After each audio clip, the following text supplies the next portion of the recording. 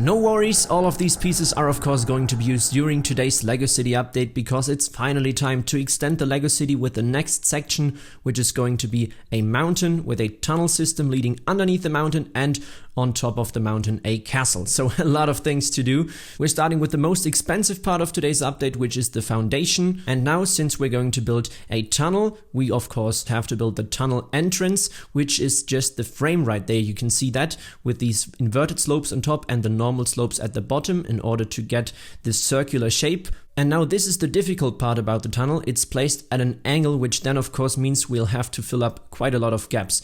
Next up, this is the tunnel wall, which I've built using hinges, which is now folded in order to place that inside this frame of the tunnel entrance. And then in order to lock that in place, I've simply used 1x1 slopes at the bottom, which is a beautiful building technique, which I've honestly perfected over the past years because that's my 5th tunnel in total I've added to the city. This now is the basic frame, if you want to call it like that, of the new mountain.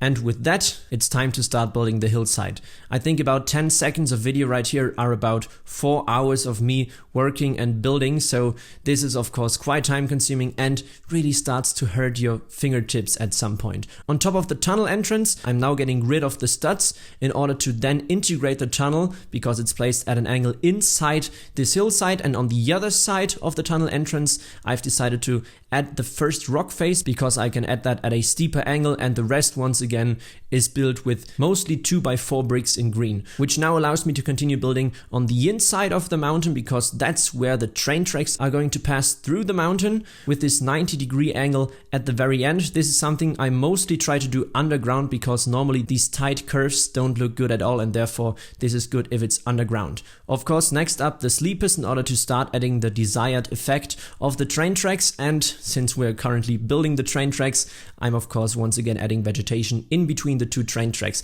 By the way, I've spent quite a lot of time doing all this invisible work with changing around and improving vegetation, so I'll spare you most of that work I've completed.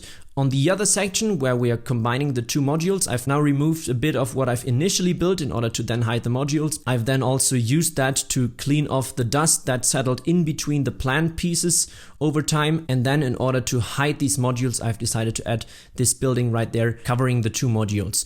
By the way, of course, the hillside in the background is then filled up with more plates in order to make everything smoother and then covered with vegetation. This will of course take me a few weeks, I guess, to complete that, but just to keep that in mind, this is of course just the first of in total 4 layers I'm going to add to the section back there. Since we're currently working right besides the train station, I think it's now time that we can finally finish that off because it still misses the final touches at the moment. What I've done off camera right now is place everything on modules. Right there you can see that every single module of the train station is simply placed on flat tiles and therefore can be easily removed.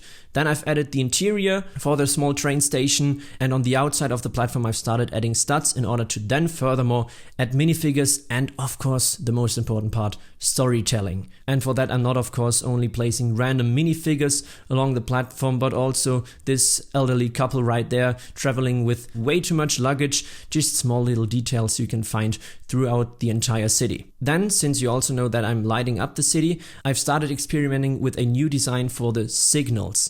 And originally I wanted to use this insane building technique where you place 1x1 tiles in between longer plates, which then gives this really detailed look to the structure of the signal, but I would not have been able to fit a cable through, and therefore I've decided to simplify the design. But as an upside, I can hide cables inside these 1x1 brick modifieds with the studs, which I, by the way, first of all use to build a ladder on one side, and on the other side the usual markings you find indicating that it's a signal. Then for the rest of the signal, I've decided to build this sort of frame on top with the light then being placed inside the frame, but I'll talk more about this as soon as we're going to light that up. For now, here you can see what the signal looks like placed inside the LEGO City. And having now completed the first construction site of today's LEGO City update, this is what the first before and after picture looks like. Of course, a lot of green that has been added.